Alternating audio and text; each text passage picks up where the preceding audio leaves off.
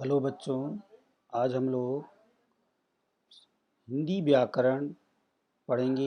हिंदी व्याकरण में संधि पढ़ रहे हैं।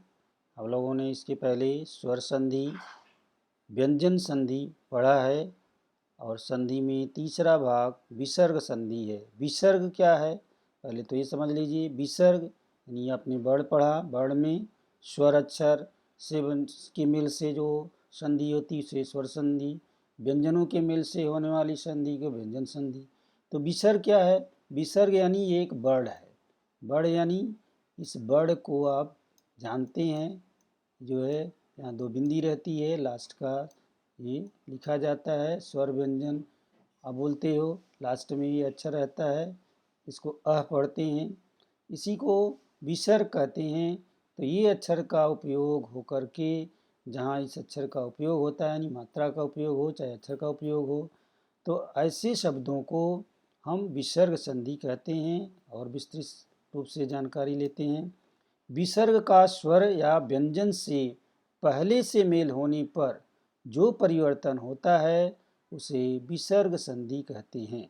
जैसे यसह धन दा, यशोदा। यसह धन दा, यहाँ पे अह आ रहा है यानी ये अक्षर की मात्रा आ रही। यसह धन दा यशोदा। मन धन योग, मनोयोग। अह यानी इस अक्षर की मात्रा, इस अक्षर की मात्रा इस तरह से लिखी जाती है, जानते हैं। तो अब इसके कुछ नियम हैं। इस विसर्ग संधि के अलग अलग नियम हैं। अलग अलग नियमों का पालन करते हुए संधि की जाती है, तो हम लिखेंगे। पहला नियम क्या है? पहला नियम है, अगर विसर्ग के पहले अ स्वर और आगे अ अथवा कोई सघोष व्यंजन यानी किसी वर्ग का तीसरा, चौथा, पांचवा वर्ण, किसी वर्ग का तीसरा, चौथा, पांचवा वर्ण, यानी जैसे क वर्ग है तो क, ख, ग, घ, अंग ये क वर्ग हो गए, च, छ, ज, झ, ये च वर्ग हो गए। तो इस तरह से जो अक्षर होते हैं वो किसी वर्ग का पहला अक्षर जो होता है उसी के वर्ग के अक्षर माने जाते हैं। तो किसी वर्ग का तीसरा यानी क वर्ग का तीसरा ग हो गया, चौथा घ हो गया, पांचवा अंग हो गया। इस तरह के तीसरा, चौथा, पांचवा वर्ण आते हैं। अथवा ये अक्षर य, र, ल, व, ह में से कोई वर्ण हो तो अ और विसर्ग के बदले ओ हो जाता है। अ और विसर्ग दोनों के बदले अ हो जाता है। जैसे यहाँ पे मन धन बल, मनोबल, यहाँ पे ओ हो गया। यहाँ अ आया है, बाद में ब आया है, यानी ब क्या है? किसी वर्ग का तीसरा अक्षर है। ये प वर्ग का प, फ, ब ये तीसरा अक्षर है और यहाँ पे विसर्ग आया हुआ है यानी तीसरा अक्षर आया। सघोष व्यंजन यानी तीसरा अक्षर आया तो क्या बन गया? ओ, वो बन जाता है। यहाँ पे पढ़ा आप लोगों ने कि अगर विसर्ग के पहले अ स्वर और आगे अ अथवा कोई सघोष व्यंजन, आगे अ अथवा यानी अ के अलावा कोई सघोष व्यंजन यानी किसी वर्ग का तीसरा, चौथा, पांचवा वर्ण अथवा य, र, ल, व, ह में से कोई वर्ण हो तो अ का अ और विसर्ग अह के बदले ओ हो जाता है। तो मन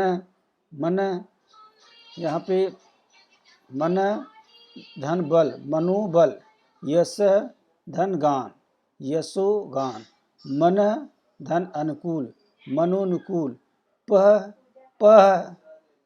पयः धन धी, पयोधि, अधः धन गति, अधोगति, तपः धन भूमि, तपोभूमि। यहाँ पे अह आ रहा है। हाँ, तो इस तरह से अ गति, अधः गति, अधोगति। इस तरह से पहला नियम हो गया। दूसरा नियम क्या है? विसर्ग से पहले ई या ऊ स्वर हो तो हो और विसर्ग के बाद किसी भी वर्ण यानी किसी वर्ग का तीसरा चौथा वर्ण हो, य र ल व ह हो या अतः और पुनः शब्द हो तो विसर्ग का र बन जाता है। विसर्ग से पहले ई या ऊ स्वर हो और विसर्ग के बाद किसी भी वर्ग का तीसरा चौथा वर्ण हो या य र ल व ह हो या अतः और पुनः शब्द हो तो विसर्ग का र बन जाता है। जैसे देखेंगे दुह, दुह धन उपयोग, दुह धन उपयोग, दुरुपयोग, यहाँ पे र बन गया, विसर्ग का र बन गया, दुरुपयोग, दुह धन उपयोग, दुरुपयोग।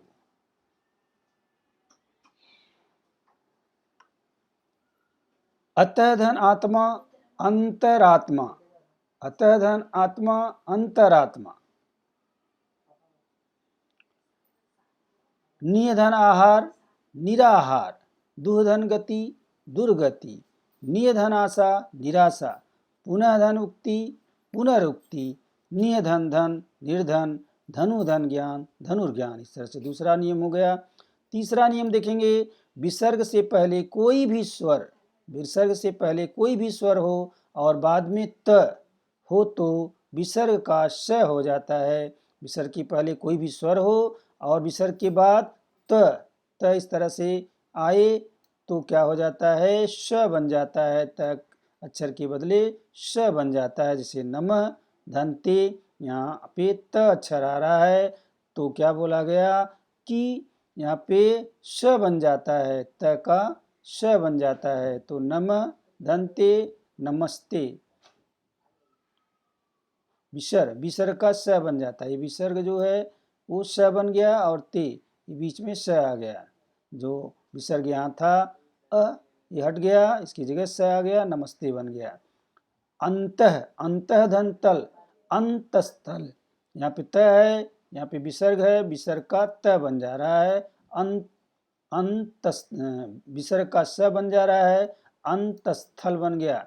निधन तेज, निस्तेज, विसर्ग का स बन गया तो निस्तेज हो गया। निधन तारण, निस्तारण, यहाँ भी स आ गया। इस तरह से तीसरा नियम हो गया। चौथा नियम देखेंगे,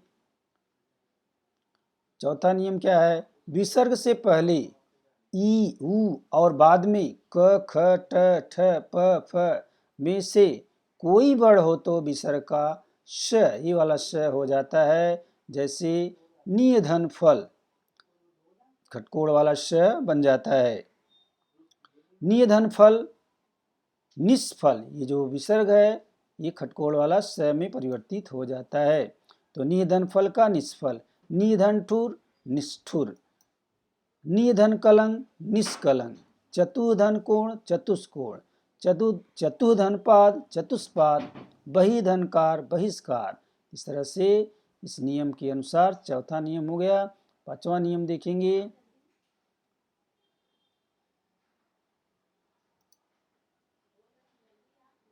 पांचवा नियम क्या है, विसर्ग से पहले, विसर्ग से पहले कोई भी स्वर हो, विसर्ग से पहले कोई भी स्वर हो और विसर्ग के बाद च, छ या स हो तो विसर्ग का स, ये दीर्घ स्व हो जाता है।